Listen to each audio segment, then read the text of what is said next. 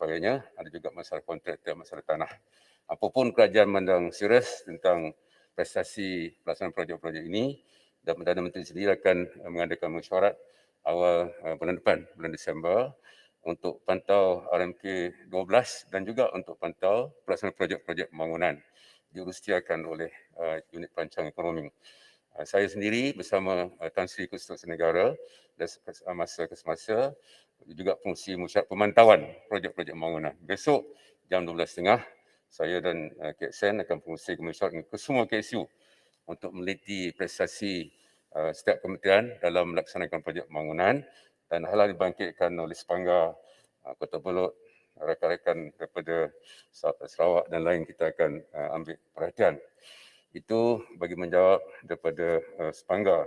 Satu lagi saya nak terangkan kepada Yang Hormat ialah berkaitan dengan konsep DE asas, pembangunan asas. Pembangunan ini akhir-akhir ini kita ada 3-4 kategori. Yang pertama ialah pembangunan asas. Yang asas ini bermakna bahawa projek-projek yang konvensional seperti jalan raya, seperti untuk luar bandar, untuk sekolah, untuk hospital dan lain-lain.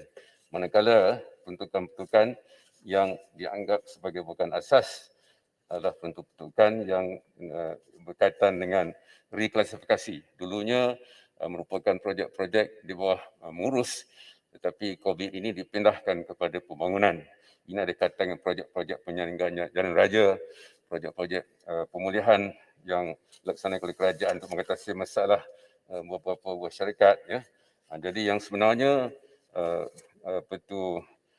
peruntukan asas atau pembangunan asas tahun depan ialah 40.5% berbanding dengan jumlah pembangunan 75.6%. Ya. Jadi 75.6% jumlah peruntukan pembangunan, tetapi peruntukan untuk asas cuma 40.5. Oleh itu apabila kita melihat kepada agihan mengikut negeri yang kita gunakan seperti terangkan Yang Amat dalam ucapan RMK 12 ialah peratusan kepada di asas ataupun pembangunan asas.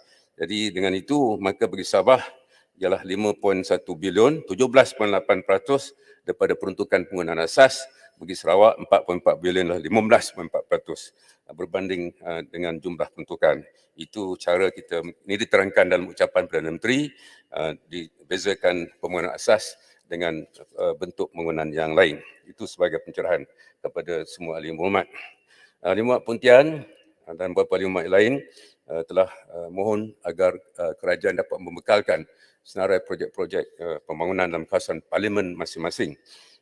Ini merupakan permintaan daripada semua ahli parlimen, termasuklah bila kita mengadakan lebat urus pada 27 September, di mana ramai ahli parlimen yang mahu senarai projek-projek ini. Ini akan mengambil masa sedikit kerana seperti saya maklumkan juga pagi ini, fokus kita ialah peruntukan ikut kementerian. Kementerian Pendidikan, Kementerian Luar Bandar, tidak ikut parlimen, ikut negeri kita ada. Parlimen ini memerlukan masa sedikit dan kita akan maklumkan ahli berhormat bila senarai ini dapat kita bekalkan pada ahli berhormat. Saya cukup faham kenapa ahli berhormat mahu senarai ini untuk bolehkan kita pantau dan juga untuk maklumkan pengundi kita bahawa atas usaha kerajaan maka projek-projek diluluskan untuk tahun depan. Seterusnya, banyak hal-hal yang berkaitan dengan Bumi Putera dibangkitkan daripada Teberau, Pontian, Taru Gajah, Bandar Kuching, Wangsa Maju, Pasir Salak. Ya. Semua yang berucap menyatakan dasar untuk membantu Bumi Putera itu bagus, dasar yang baik, yang perlu untuk memastikan negara kita aman tenteram, untuk membolehkan kita kongsi kekayaan. Semua ahli parlimen tanpa kecuali menyatakan dasar ini dasar yang baik yang perlu diteruskan. Cumanya beberapa perkara dibangkitkan termasuklah keterisan pelaksanaan, termasuklah hal berkaitan dengan ekuiti. Saya mula nak jawab ekuiti yang dibangkitkan oleh Pasir Salak dan beberapa ahli berhormat yang lain.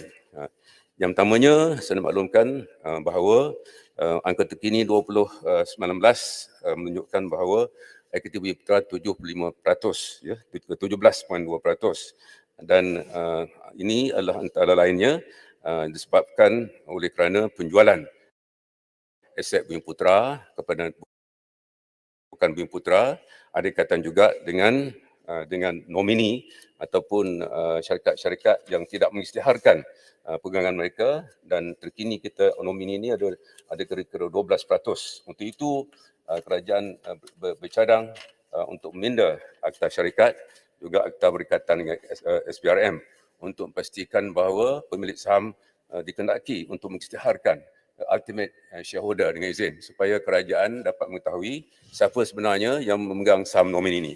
Sekarang ini nomini ini agak tinggi seperti saya katakan tadi, ialah kira-kira 12%. Yang keduanya, Datuk Yang Dipertua, dasar kerajaan pada masa ini ialah untuk sektor-sektor tertentu, khususnya pembuatan. Kerajaan membenarkan pemilikan 100% oleh pelabur asing. Apabila MITI dan MAIDA mempromosikan pelabur keluar negara, maka bila mereka melabur di Pulau Pinang ataupun Johor atau Lembah Kelang, kerajaan membenarkan syarikat-syarikat ini memiliki 100% daripada saham tersebut.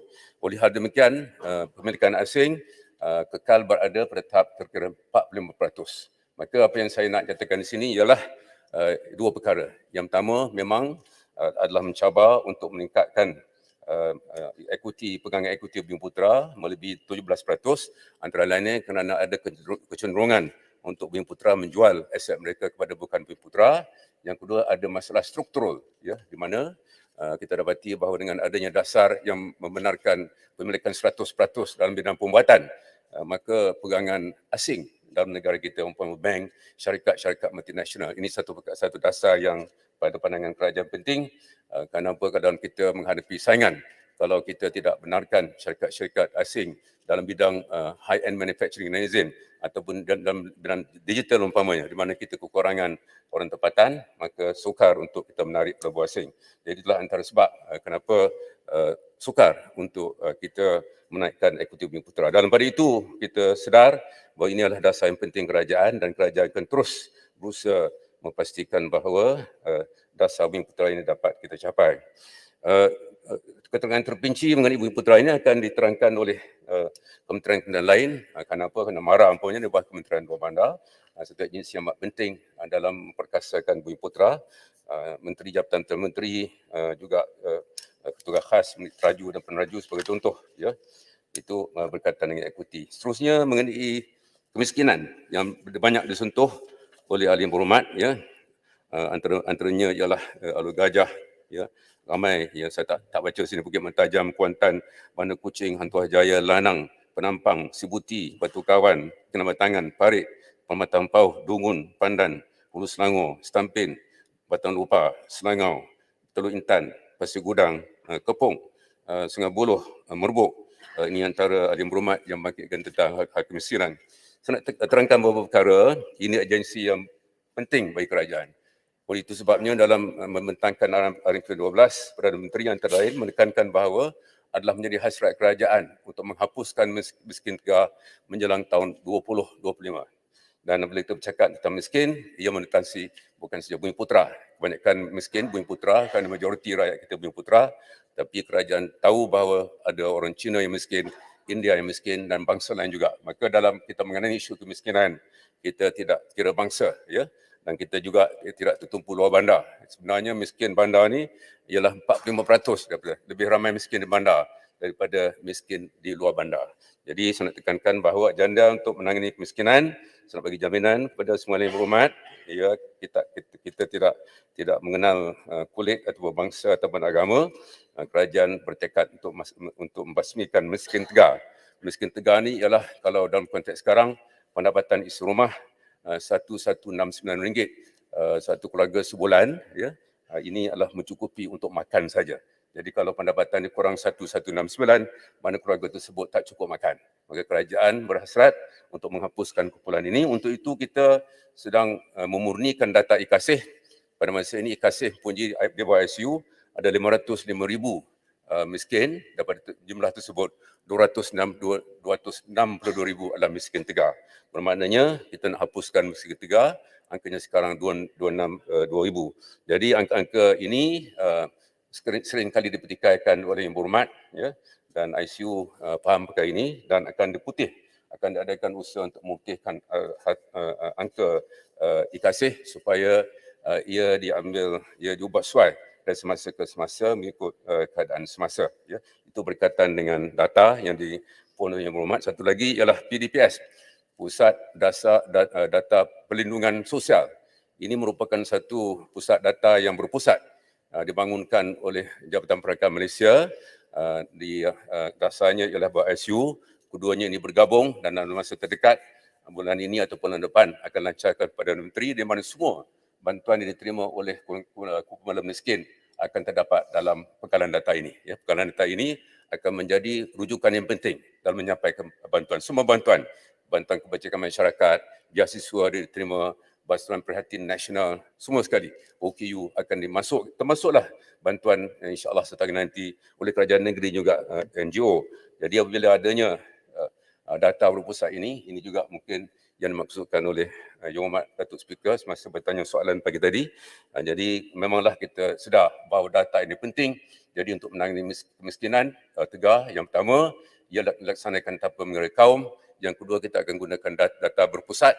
Satu, e-Kasih yang akan dimurnikan dengan kerjasama ahli parlimen juga. Yang kedua, PDPS, Pusat Data Perlindungan Sosial. Satu lagi saya nak maklumkan Yang Berhormat, oleh kerana ajanda yang besar, maka kerajaan sudah buat keputusan bahawa kita sebagai projek rintis akan memilih 2 kawasan sebuah negeri. Dan bagi negeri Sabah Sarawak akan ditambah bilangan kawasan tersebut. Kita akan menggunakan kaedah baru untuk atasi miskin tegar. Kaedah baru ini akan mengumpulkan ke semua jabatan kerajaan, universiti, NGO, ya, Majlis Agama Islam, individu. Sekarang ini tak apa bersepadu. Ya. Jadi kita akan pilih, ya, semalam saya ada balik Johor, dan kita melawat 1-2 kawasan. Kerajaan negeri bersama ICU akan memilih 2 kawasan setiap negeri. Bagi Sabah Sarawak mungkin 4-5, dan kawasan-kawasan ini kita akan bagi tumpu 2 tahun. Jadi program ini bukan one off, kita akan bagi tumpuan kepada program-program akan menjana pendapatan. Bersama dengan Ahli Parlimen Sikh, ya, saya melawat Sikh seminggu lepas, kita pergi kampung, kita melihat bagaimana pihak NCIA, ya, sedang melaksanakan program bernama Kasih Ibu Darul Aman, di mana diberikan bantuan pada masa yang sama, diajar mereka menjahit, diubah minda mereka. Jadi ini pendekatan yang akan dimulakan awal tahun depan. Satu negeri, dua kawasan akan dipilih, dan kita akan pastikan bahawa pendekatan bersepadu. Kalau sebelum ini kita bekerja sebagai silo, masing-masing. Jabatan ini, jabatan itu, negeri, NGO lain, universiti lain. Jadi kita sudah pun mengadakan mesyuarat pertama, dan Menteri. insyaAllah. Pasir Salak. Okay, terima kasih. Menteri, terima kasih. Kepada Menteri dan juga kepada Speaker. Bercakap soal kemiskinan di kampung-kampung, di bandar ni. Dah lama dah. Berpuluh-puluh tahun lagi. Saya rasa yang menyebabkan tidak selesai, tak dapat kita mengatasi masalah ini, kerana kita tidak mengadakan peluang ekonomi kepada mereka. Peluang yang memberikan mereka pendapatan. Bagaimana untuk mewujudkan pendapatan ini? Mereka mestilah diberikan peluang pekerjaan nombor 1. Kedua, peluang berniaga ataupun sebagai pengusaha. Bagaimana nak mewujudkan peluang perniagaan ini? Apa produk yang nak dikeluarkan? Apa produk yang nak diusahakan? Di kampung tidak ada. So, kerajaan mesti membawa perancangan di mana orang-orang kampung yang miskin-miskin ni, miskin tegar ataupun tak miskin tegar, dapat menjalankan perusahaannya sebagai pengusaha mengeluarkan produk-produk tertentu. Saya mungkin mencadangkan supaya orang-orang kampung ini yang miskin tegar ni menjadi orang-orang yang boleh mengeluarkan bahan-bahan kepada pengusaha-pengusaha yang besar-besar. Mereka menjadi vendor kepada pengilang-pengilang, kepada gedung-gedung. Selalunya gedung-gedung besar ni, kilang-kilang besar, mereka memerlukan berbagai-bagai komponen produk mereka. Dan sebahagian daripada komponen produk mereka ini boleh dikeluarkan di luar bandar, di kampung-kampung. Dia ajar orang kampung itu untuk menghasilkan produk-produk komponen kepada kilang-kilang besar. Jadi adalah mereka peluang untuk bekerja dan juga berniaga. Ini diamalkan di Jepun umpamanya. Kilang-kilang besar di Jepun seperti Mitsubishi ke, Isuzu ke, Toyota ke dan sebagainya. Komponen kepada produk-produk mereka itu yang berjumlah beratus-ratus komponen, kecil dan besar, dibekalkan oleh vendor-vendor di luar bandar ataupun di tempat lain. Tak semestinya kilang itu sendiri mengeluarkan. They don't produce their own components of product. Certain components of the products are being produced by the vendor. So you create vendor, you create opportunities kepada mereka. Ini tak dibuat. Asyik-asyik semua ni, vendor-vendor ni semua diletakkan di bandar-bandar besar. Kalau umpamanya kilangnya di Selangor, vendor pun di Selangor.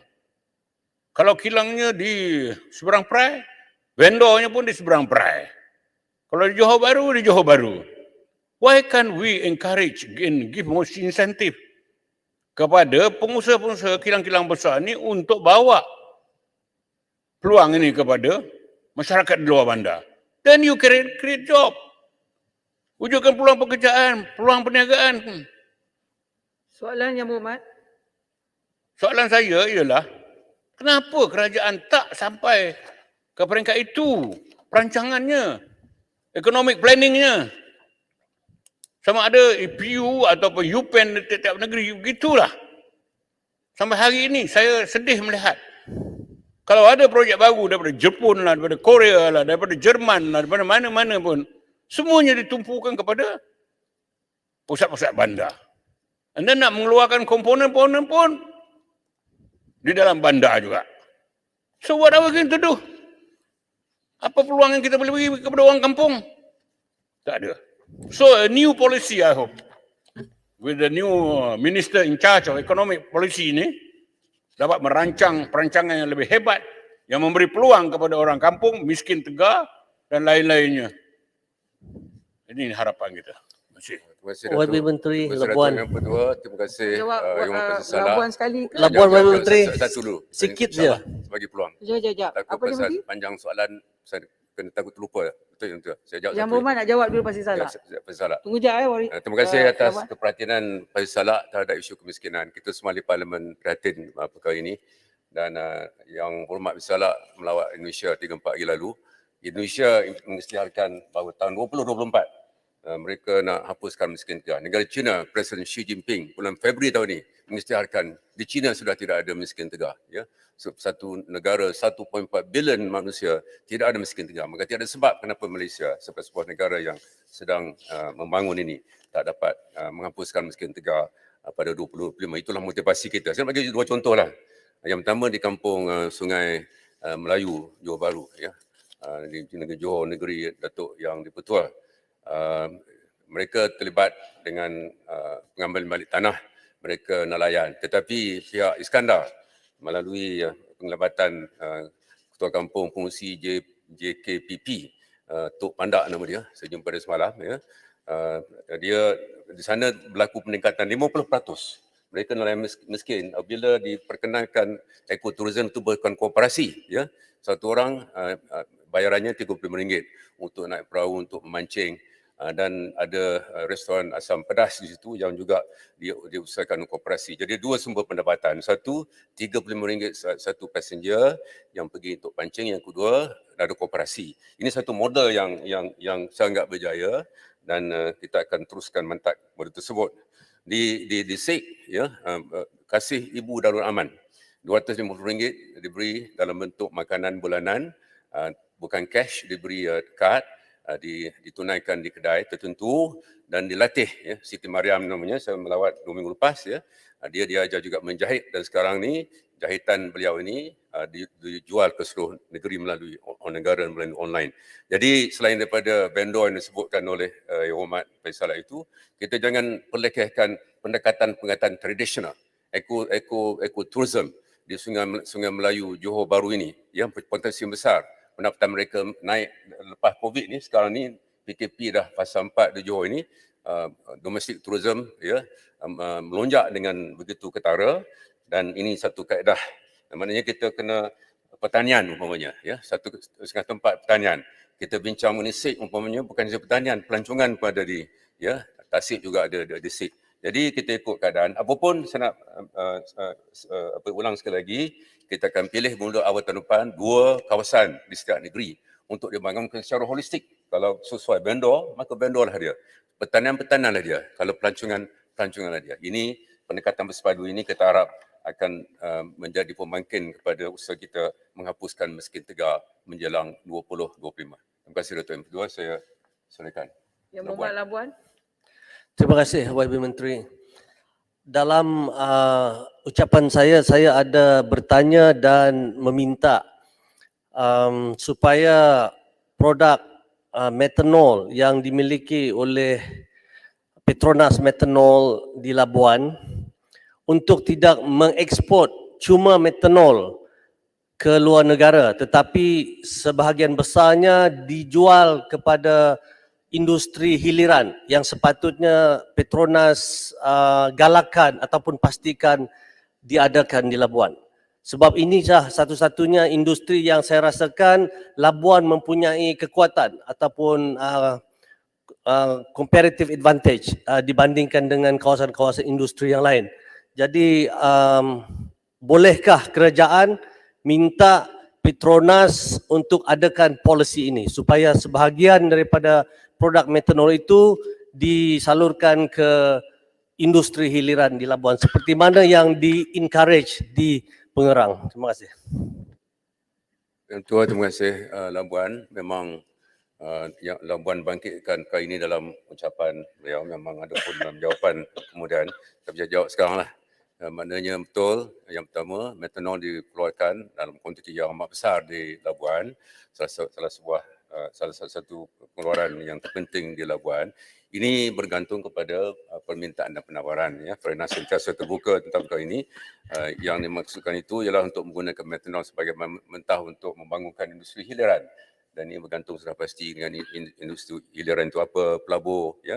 Ini sentiasa dalam perhatian, tapi buat masa ini metanol itu digunakan hampir semuanya diekspor dan tidak ada yang digunakan untuk industri hiliran di Labuan. Jadi bergantung kepada promosi melibatkan Maeda, MITI dengan insentif-insentif daripada Petronas juga sentiasa mencari jalan bagaimana boleh dikembangkan lagi industri hiliran.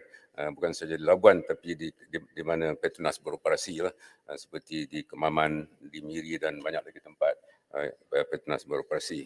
Jadi kalau dengan izin Datuk M. saya teruskan, dah selesai bab kemiskinan, Turut Intan ada bangkit mengenai projek khas ya, iaitu kalau dalam butiran ni jabatan P6 ya, muka surat 109 ya, berkaitan dengan projek khas ya. Saya ingin menerangkan bahawa butiran ini ialah berkaitan dengan projek-projek yang tak termasuk dalam belanjawan yang musak.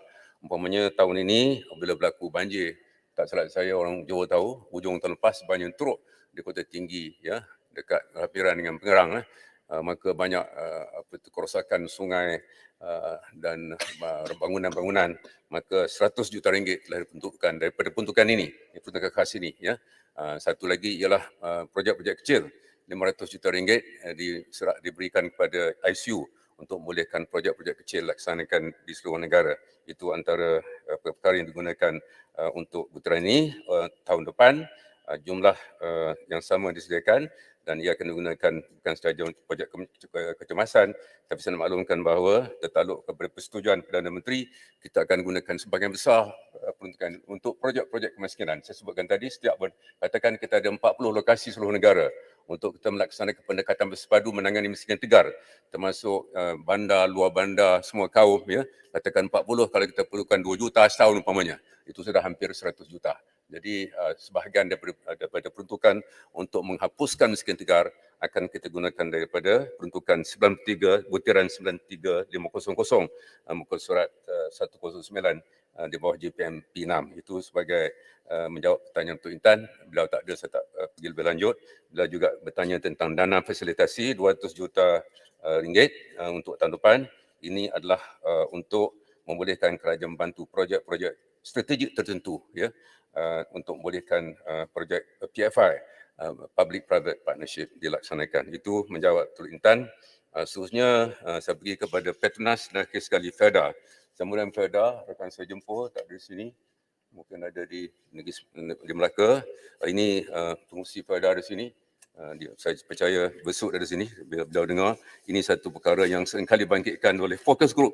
Untuk makluman ahli Dewan, Ahli Muhammad, saya dan Yang Amat Besut telah menubuhkan setahun lalu Focus Group ni Felda. Ya. Yang Amat Datuk Yang Ketua pun pernah hadir sekali mesyuarat ini. Dihadiri oleh ramai ahli berhormat di mana semua isu-isu Felda dibangkitkan di sini. Dan banyak terbincangkan hal-hal Felda, termasuklah rumah generasi kedua ni yang banyak kali dibangkitkan oleh Yang Berhormat. Isu utama di sini ialah kekurangan peruntukan kerana modal yang digunakan sebelum ini, di mana kos bina rumah ialah kira-kira 200,000 sebuah rumah dijual pada 100,000 lebih kurang, subsidi 100,000. Bermakna setiap rumah yang dibina, kerajaan perlu mengeluarkan peruntukan 100,000 ringgit. Ya. Itu antara kekangan yang kita hadapi. Perancangan awal untuk bina 20,000 unit rumah di seluruh negara untuk generasi kedua, tetapi yang diperuntukkan kecil saja 8,000 disediakan, tetapi oleh kerana kekangan untuk menyiapkan rumah yang belum selesai ini, kita perlukan sekurangnya 600 juta ringgit. Ini juga dibangkit menjadi berhormat Pengerang, Yang Amat Datuk Yang Dipertua. Ini juga kita bincangkan dengan Kamar Khas. Yang Amat Datuk Yang Dipertua membangkit perkara ini dan kawasan Pengerang. Saya telah memberi jawapan dan ini dalam perhatian Yang Amat Besut, pengurusi Felda yang sentiasa ambil berat tentang perkara ini. Itu berkaitan dengan Felda. Petronas ni banyak dibangkitkan. Ada hal-hal berkaitan dividen, ya. Dividen ini berkait dengan Kementerian Kewangan. Besar kemungkinan akan dijawab oleh Menteri Kewangan. Ada kaitan dengan hasil. Saya jawab hal-hal yang mungkin di luar liputan Kementerian Kewangan, khususnya daripada Yang Amat Bersebuti, ya, Yang Amat Tulun Intan ada bangkit perkara ini mengenai Petronas ini. Labuan sudah jawab tadi, metanol. Labuan sudah jawab, ya. Jadi ini terakhir daripada saya. Jadi Si Buti mencadangkan supaya Petronas mengembalikan operasi minyak dan gas di Sabah dan Sarawak diuruskan oleh kerajaan negeri masing-masing. Ya, ini cadangan Si Buti. Ya, untuk makluman ahli berhormat, jawatankuasa bersama di antara kerajaan pusat dan kerajaan negeri Sabah dan kerajaan negeri Sarawak telah ditubuhkan bagi membincangkan isu berkaitan minyak dan gas. Kerajaan negeri Sarawak Petronas telah menandatangani seperti saya maklum Commercial Settlement Agreement pada 7 Disember 2020, mana kerajaan bersama di antara Kerajaan Persekutuan Negeri Sabah dan Petronas sedang dalam proses penyediaan terma rujukan. Hak-hak negeri Sabah dan Sarawak kekal terpelihara berdasarkan Perlembagaan Persekutuan. Pertanyaan Teluk Intan, ya, mencadangkan Petronas disenaraikan di Bursa Saham. Seperti Yang Amat sedia maklum, Petronas adalah sebuah syarikat minyak dan gas milik penuh Kerajaan Malaysia melalui Kementerian Kewangan, diperbandangkan dan bertanggungjawab dalam pembangunan sektor serta lapangan minyak dan gas. Teluk Intan mencadangkan supaya laporan keuangan Petronas diumumkan dan Petronas diletakkan di bawah pemantauan Parlimen bagi meningkatkan ketulusan. Sebagai entiti komersial ditubuhkan di bawah Akta Syarikat 1965, Petronas mengamalkan aspek tadbir urus korporat yang baik, good corporate governance practices. Sebagai bukti accountability yang diamalkan oleh syarikat, Petronas sentiasa melaporkan perkembangan dan pencapaian syarikat, khususnya proses keuangan setiap suku tahun. Dan semuanya ini dalam public domain, Datuk Yang Dipertua, dan tahunan, ya, setiap suku tahun dan tahunan di laman web syarikat yang boleh diakses oleh orang awam walaupun Petronas tidak disenaraikan di Bursa Saham. Kerajaan Persekutuan sentiasa terbuka untuk meneliti perundangan dan dasar mengikut keadaan semasa, tetapi Kerajaan Persekutuan tidak berhasrat untuk meminda dan mensuhkan Akta Pembangunan Petroleum PDA 1974. maintenance ada jawab, ya. Jadi Yang Berhormat Menteri Datuk Sibuti. Yang Yang Dipertua, Berhormat Menteri. itulah Yang antara Menteri. perkara utama yang makinkan Dengan saya. Supangga. Saya ada masa sikit, saya boleh. Petronas. Tadi Semangga datang lewat. Ya. Ya. Saya Sibuti. kawan saya ni Jam. tadi Yang 10 minit lewat. Saya tak patut layan lah. Yang Berhormat Menteri Sibuti dulu berdiri. Okey, boleh bagilah peluang sikit. Sibuti. dan Terima Supangga. kasih Yang Berhormat Menteri. Berhubung berkenaan tentang pembangunan Petronas, saya ingin bertanya kepada Yang Berhormat Menteri. Petronas dan juga SEB telah menjalankan kerjasama untuk membangunkan teknologi ataupun ekonomi hidrogen di Sarawak, dan juga saya melihat ini adalah satu potensi besar. Tetapi berdasarkan jawapan Menteri Mosti beberapa minggu yang lepas, saya mendengar bahawa pembangunan ekonomi hidrogen ini hanya tertumpu kepada hidrogen kelabu, bukannya hidrogen hijau. Dan juga berkenaan dengan Petronas, saya ingin mengetahui sejauh manakah Petronas mempunyai pelan jangka panjang untuk pembangunan industri minyak dan gas di Sarawak, memandangkan saya tidak dapat melihat pun satu pelan yang konkret untuk khusus bagi negeri Sarawak. Boleh. Bukti yang pertama mengenai ekonomi hidrogen, Petronas adalah antara syarikat Malaysia yang paling terkehadapan dalam membangunkan teknologi hidrogen dan sudah membangunkan di Sarawak, dan tak silap saya satu shipment sudah pun dieksport ke negara Jepun. Jadi ini antara pencapaian Petronas, ya, dan Petronas committed untuk meneruskan untuk terus membangunkan industri hijau. Ini adalah the future, ya, masa depan ialah hijau. COP26 baru selesai di Glasgow, walaupun tidak menepati hasrat kita kebanyakan negara untuk mengurangkan global warming suhunya 1.5 darjah sentigrad, tetapi ada juga sedikit sebanyak pencapaian. Jadi Petronas juga telah membuat komitmen untuk net zero carbon emission 2050, satu syarikat Malaysia yang berbuat demikian.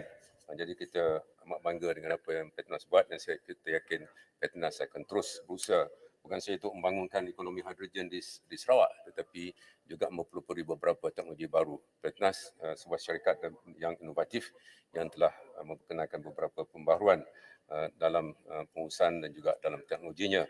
Berkaitan dengan Sarawak, ya, seperti sebutkan tadi, ada jawatankuasa bersama antara pusat dan Sarawak, banyak platform, ya.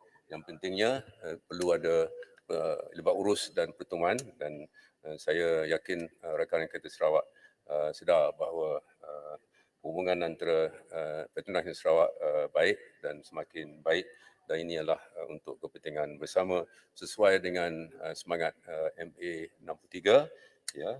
Kita dah bagi jaminan bahawa kita akan pastikan bahawa hak Sabah dan Sarawak dalam MA63 akan terpelihara.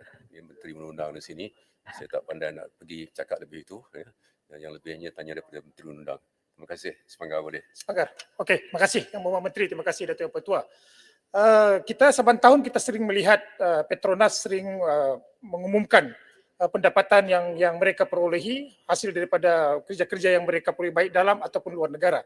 Tapi untuk bersifat adil kepada negeri-negeri yang mengeluarkan sumber petroleum ini, bolehkah Yang Berhormat Menteri memberikan for the benefit of all the MPs khususnya daripada Sabah dan Sarawak dan juga untuk negeri-negeri pengeluar minyak, bolehkah Yang Berhormat Menteri memberikan kepada kita pecahan mengikut negeri sumber pendapatan yang diperolehi oleh Petronas mengikut negeri-negeri pengeluar minyak? Terima kasih.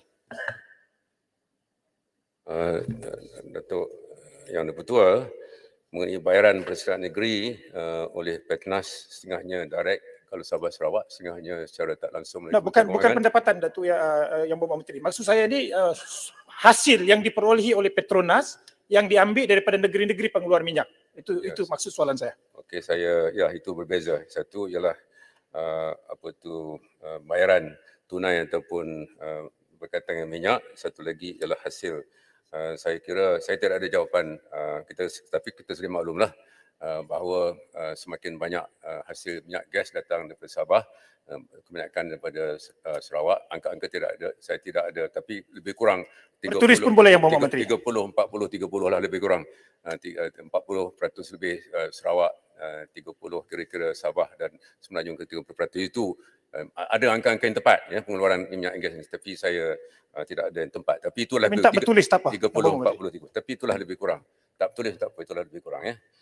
Jadi satu lagi yang saya lupa, Yang Amat Pasir Mas ada bertanya berkaitan dengan ini, ada orang Kelantan ramai di sini mengenai bayaran untuk minyak bagi negeri Kelantan. Saya nak maklumkan oleh Parlimen Pasir Mas yang tak ada di sini malam tadi, saya bercakap melalui telefon bagi Yang Amat Menteri Besar ni Kelantan akan jumpa dengan Perdana Menteri dalam sedikit masa lagi, macam mana di Sabah Sarawak kita ada MA 63, maka dalam konteks kerajaan, kebersamaan dalam satu kerajaan, ya, parti gabungan PAS dan Bersatu dan UMNO ini, maka dalam konteks itu, dalam konteks keluarga Malaysia, Yang Amat Perdana Menteri akan Gaduh sakan sekarang ni. mengada pertemuan dengan Menteri Besar Kelantan dalam tempoh terdekat. Itu jawapan kepada Yang Amat Pasir Mas. Terima kasih. Terima kasihlah Datuk Yang Bertua. Sepokok sana dia tak ada soalan apa. Baru habis banjir tahniah, dan saya ucapkan terima kasih kepada semua yang berhormat Yang Berhormat Menteri. membangkitkan hal berkaitan unit perancangan ekonomi. Yang Berhormat Menteri. Dan saya nak maklum sekali lagi kepada Sepanggar, besok saya akan ada mesyuarat dengan semua KSU bersama KSN untuk menghalusi Berhormat prestasi Menteri, pembangunan bolehkah? Yang dan Berhormat Perdana Belum- Menteri sendiri belum akan tutup. mengadakan mesyuarat Menteri, Badan Pemantauan. Bolehkah? Belum tutup. Si Bagilah Buti sikit. dengan Beaufort nak tanya lagi. Boleh? Sikit. Sikit je tentang Ada Petronas apa? Yang Berhormat Menteri. Boleh ke dah tak boleh? Okey, satu last one. Last terima yang kasih. mana? Beaufort ke si Buti? Dua-dua sekali lah Dua-dua bagi. sekali. dua. Sikit Beaufort je. dan Bagi Beaufort Beaufort juga last. dulu. Beaufort last. Si Buti sikit. Sikit je. Beaufort Petronas. last. Jadi macam mana? Okey. Saya rasa Beaufort, saya Beaufort. dululah bagi Beaufort kah dulu si Buti kah? Dia kata Beaufort. Beaufort Okey. dulu. No to si Baik, Buti, terima kasih. yes to Beaufort. Terima kasih Datuk Yang Bertua dan terima kasih Yang Berhormat Menteri. Setiu nak juga. Saya Sikit tadi nanti juga sikit. mendengar tentang kemiskinan ni berada di luar tadi, jadi tak sempat masuk solat ya. Jadi saya nak apa namanya bertanya, saya dengar tentang 4 kawasan untuk projek rintis ni. Tapi kalau mengikut data yang dimaklumkan kepada kita semua, bahawa 10 daerah yang miskin dalam negara kita ni, 8 itu terdapat di negeri Sabah. Termasuklah sahabat saya punya kawasan daerah Kudat ni. Jadi apabila kita melakukan kerja-kerja projek rintis untuk basmi kemiskinan ni, bagi saya lah, kalau kita mau benar-benar dia berjaya, mesti kita fokus kepada kawasan-kawasan yang kenal pasti kawasan daerah yang termiskin ini, rather than kita go all over, at the end of the day, result still the same. Jadi bolehkah saya mencadangkan, pertamanya kalau kita nak buat program ini, kenal pasti kawasan yang memang sudah sebagai kawasan sasaran kita. Fokus kepada kawasan yang dikenal pasti kawasan yang miskin. Bagaimana kita dapat merubah nasib rakyat di kawasan-kawasan tersebut. Keduanya, saya minta supaya kerajaan melihat daripada segi strategi kita untuk basmi kemiskinan ni, supaya not everybody wants to become heroes. Artinya, janganlah semua kementerian nak buat kerja-kerja yang sama ni. Kita fokus mana kementerian ataupun agensi yang bertanggungjawab untuk melaksanakan ni, supaya kerja kita nanti akan kelihatan resultnya, keputusannya yang seperti mana kita sasarkan. Instead of kita buat setiap tahun, setiap 5 tahun, tetapi akhirnya sama juga, tak mencapai kejayaan. Gerak kerjanya Terima kasih. gagal dari dulu, Datuk. Terima kasih Beaufort. Yang soalan kedua tadi saya dah sebut dah. Tapi masa tu Yang Berhormat ada tugas lebih besar solat. Jadi saya ulang kita akan bekerjasama dengan Kerajaan Negeri. ICU ada pejabat di KK dan seluruh negara, ketua pengarah ICU dan ICU sudah pun mula mengenal pasti, tetapi akan bincang dengan Kerajaan Negeri. Yang pertama. Yang keduanya akan dipilih kawasan-kawasan yang paling miskin. Itu garis panduan. Dan bagi Sabah Sarawak kerana negerinya besar, kita pada awalnya mencadangkan 4 kawasan yang termiskin kawasan, bagi negeri-negeri lain 2 kawasan. Ini sudah pun dimaklumkan oleh kebanyakan menteri besar, dan maknanya ICU pusat akan bersama-sama dengan menteri besar kerajaan negeri untuk kena pasti kawasan berkenaan, dan kawasan itu ialah kawasan yang paling miskin lah. Jadi itulah mengenai satu lagi soalan. Terima kasih Menteri. Yang soalan berkaitan dengan holistik, kita sudah jawab tadi semua. Tak adalah pertindahan. Ini tahun depan kita nak mula kaedah baru. Kadang-kadang 2-30 organisasi tumpu sempat saja. Kadang-kadang buat benda sama, banyak pembaziran. Jadi kaedah baru bermula Januari, kaedah holistik di mana kita bersama dengan NGO, dengan universiti ya dengan yayasan, dengan kajian pusat, kajian negeri, individu, syarikat ya, kita bersama untuk, dan usaha ini sudah dimulakan minggu lepas, sudah ada perbincangan awal dan akhir tahun ini kita akan kenal pasti lokasi dengan setelah berbincang kajian negeri, dan bermula awal tahun depan kita akan gunakan pendekatan bersepadu yang kita akan insya-Allah elakkan pembaziran sumber dan juga tenaga dan kewangan. Terima kasih. Okey. Yang Berhormat Menteri daripada Sibuti. Lepas tu sikit boleh sikit ya. Okey. Yang berkenaan dengan Petronas, Yang Berhormat Menteri. Sibuti pernah membangkitkan isu ini pada tahun 2018 dan juga 2019 berkenaan tentang isu telaga yang telah ditinggalkan ataupun legacy well di dalam industri minyak yang telah ditinggalkan oleh syarikat minyak Shell pada sekitar 1930-an sehingga 70-an, dan semua legacy well ini adalah tanggungjawab Petronas dan pernah dibawa kepada kerajaan negeri oleh eksekutif Petronas pada tahun 2019.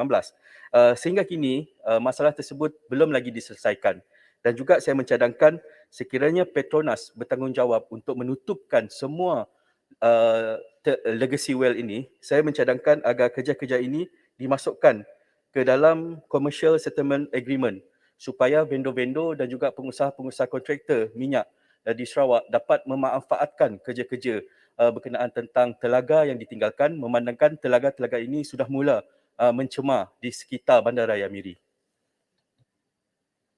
Itu soalan akhir. Kali ini kalau khususnya boleh dibangkitkan kerjasama bersama antara Petronas dan negeri Sarawak, itu legacy well yang disebutkan oleh Yang Sibuti tadi. Terima kasih. Itu Yang Berhormat Menteri sikit daripada seat last mungkin. Daripada seat sekejap, sikit je ya. Boleh, terima kasih Yang Berhormat Menteri. Yang pertama saya nak ucap terima kasih sebanyaknya kepada Yang Berhormat Menteri di atas lawatan dan libat urus di daerah Sik pada 5 hari bulan yang lalu. Jadi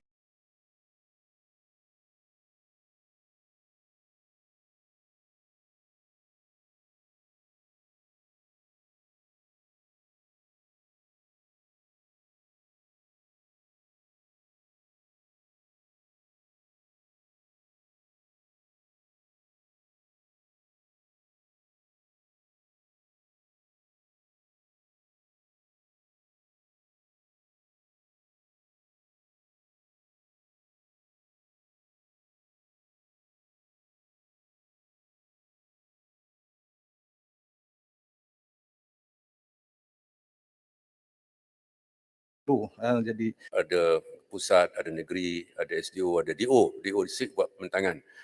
Dan kita buat keputusan ini maknanya merangkumi semua sekali minda. Pihak Universiti Utara Malaysia ada 5 wakil yang hadir dalam masyarakat tersebut, Yang Berhormat Sik sedia maklum, dan ada juga wakil Universiti Kebangsaan Malaysia. Dan kedua-dua universiti ini menyatakan kesediaan untuk membantu kerajaan dalam mengubah minda golongan miskin ketiga ini untuk mengubah sikap mereka supaya mereka menjadi rakyat ataupun rakyat Malaysia yang berjaya. Terima kasih. YB Menteri, satu soalan dari Kalabakan boleh? Okey, lagi 56 saat. Papa cepat. Kalabakan. Saya ingin sentuh pasal projek khas. Saya ingin minta Menteri memastikan bahawa kawasan-kawasan pembangkang yang tidak sign MOU juga dapat diturunkan dana ini untuk projek khas. Yang kedua, bilakah Pelda boleh menambah peneroka-peneroka baru di Sabah? Terima kasih. Fungsi Pelda besar ada. Sekarang ini kerajaan tidak bercadang untuk menambah peneroka baru. Dah lama ada berhenti ke 20 tahun yang lalu atas sebab-sebab tertentu. Jadi lepas ni Kalabakan berbincang dengan besuk lah. Yang satu lagi tu kita ambil perhatian lah cadangan Kalabakan. Terima kasih Datuk Yang Bertuah kepada semua yang berhormat yang telah membangkit hal berkaitan dengan portfolio saya di Jabatan Perdana Menteri. Wabillahi taufiq wal hidayah. Wassalamualaikum warahmatullahi wabarakatuh. Terima kasih Yang Berhormat Menteri. Sekarang saya menjemput Yang Berhormat Menteri di Jabatan Perdana Menteri Parlimen dan Undang-Undang. Saya diberi 40 minit Yang Berhormat Menteri. Buka peletup muka Yang Berhormat. Terima kasih Datuk Yang Bertuah. Terlebih dahulu saya